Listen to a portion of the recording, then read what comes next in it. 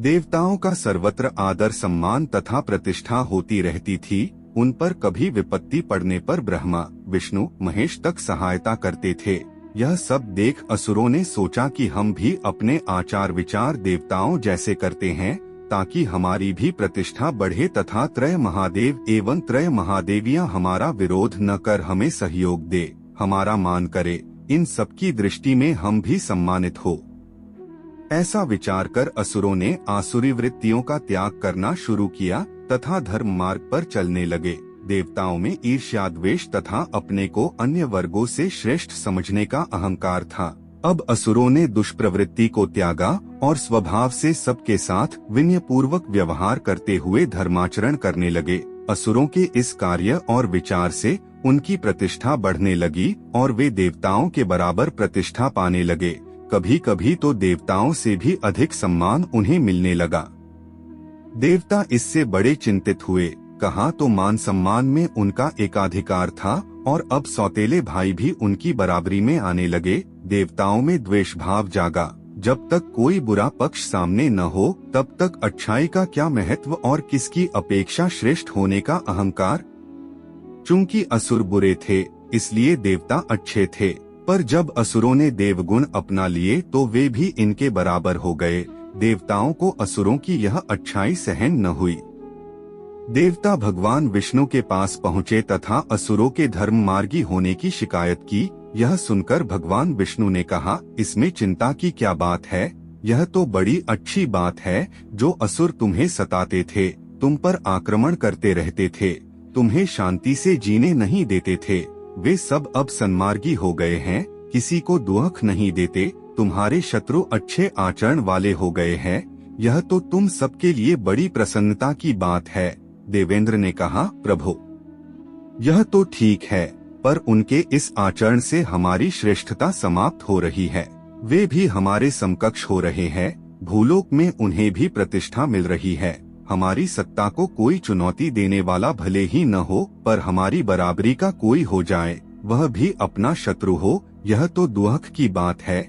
इसलिए प्रभु, कोई उपाय कीजिए कि उनकी प्रतिष्ठा न बढ़े। देवताओं की बात सुनकर विष्णु हंसकर बोले, तो यह बात है, दूसरों की बढ़ती हुई प्रतिष्ठा का दुख तुम सबको है। मैं इसके लिए कुछ उपाय करता हूँ। मैं माया पुरुष का सृजन कर उसे भूलोक भेजता हूँ। वह वहाँ जाकर जैसा उचित होगा करेगा। देवगण आश्वस्त होकर चले गए। भगवान विष्णु ने एक माया पुरुष का सृजन किया और उसे पृथ्वी पर भेज दिया। आर्यावर्त में वह चावार्क के नाम से प्रसिद्ध हुआ। चावार्क जब बड़ा हुआ तो उसने देखा कि यहाँ के लोग न जाने किस दिवा स्वप्न में जीते रहते हैं, जो कहीं दिखाई नहीं देता। उसको पाने की लालसा में अपना वर्तमान जीवन कष्ट में बिता रहे हैं। सबके सब देवता तथा ईश्वर के चक्रव्यूह में फंसे हैं। उन्हें वर्तमान जीवन तथा यह संसार सब कुछ दुख भरा लगता है तथा जिसे देखा नहीं, जिसके बारे में जानते नहीं, जो केवल उनकी कल्पना में बसता है, उस ईश्वर और स्वर्ग को पाने के लिए ये सब अपने वर्तमान जीवन को ही नरक जैसा भोग रहे हैं। उसने संकल्प किया कि देवता, ईश्वर, आत्मा, परमात्मा, स्वर्ग, नरक के दुष्चक्र को तोड़ना होगा। उसने वेदों, शास्त्रों, उपनिषदों, ऋषिवाक्यों सबको झूठा कहा और यह घोषणा करता फिरा कि यह सब कुछ नहीं है, केवल हमारी कल्पना की उपज है। यह संसार सत्य है, इसमें जो कुछ है वही सत्य है, इसके ऊपर आकाश में कुछ नहीं है। उसके इस तर्क और विवेचन से लोग प्रभावित होने लगे। लोगों ने उसे ऋषियों जैसा सम्मान दिया। उसके नए विचारों का प्रभाव बढ़ने लगा। लोग ऋषि, वेद, पुराण, देवता, स्वर्ग, नरक को झूठा समझने लगे। चावार्क की विचारधारा स्थापित होने लगी। वह कहता था, देव, ईश्वर कुछ नहीं है, यहाँ का सब कुछ तथा यह संसार प्रकृति की देन है। इस शून्य आकाश में पृथ्वी, जल, वायु, अग्नि के संयोग से जीव तथा वनस्पतियों का निर्माण होता है।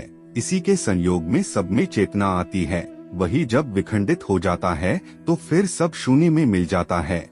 इसी को जन्म और मरण कहते हैं। प्रकृति में यह निर्माण और ध्वंस बराबर चलता रहता है। न कोई कहीं से आता है, न कोई कहीं जाता है। प्रकृति का सारा खेल यही होता रहता है। इसलिए ईश्वर, देवता, स्वर्ग, नरक, वेद शास्त्र किसी कल्पना में मत जियो।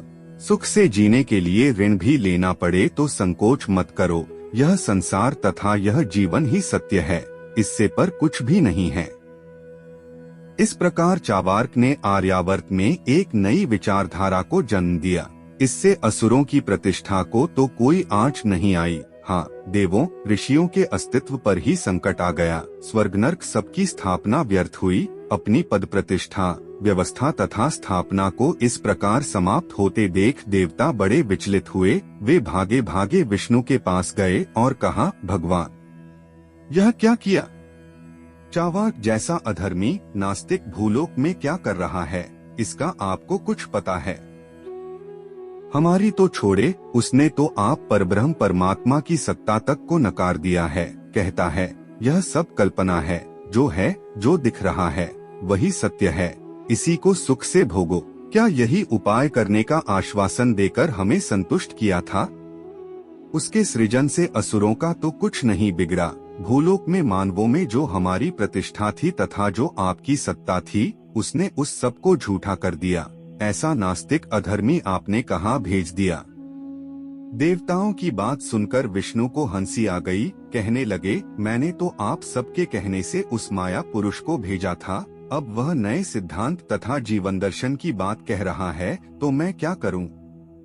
वह नास्तिक नहीं है। किसी के अस्तित्व को न मानने का मतलब है कि उसके अस्तित्व को स्वीकार करना। पहले उसके होने को मानना कि वह है, फिर यह कहना कि यह मिथ्या है जो वस्तु विचार कल्पना में आ गई। उसका मतलब है कि उसका अस्तित्व है, उसे वह उसके होने को स्वीकारता है पर मानता नहीं। यही विचार का भेद है। यह उसका तर्क हो सकता है, उसका विचार हो सकता है, पर वह सब कुछ होने को कहीं न कहीं काल्पनिक रूप में ही सही स्वीकार तो करता ही है। मानने और स्वीकार करने के भेद को समझो।